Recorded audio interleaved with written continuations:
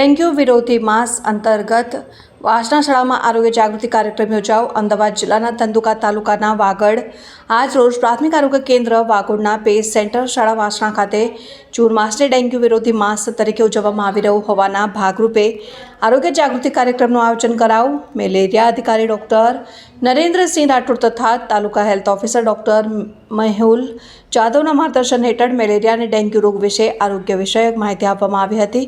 લોકો આ રોગથી કેવી રીતે બચી શકે અને કયા અટકાયતી પગલાં લેવાની જરૂર છે તે અંગે વિગતવાર સમજ આપવામાં આવી.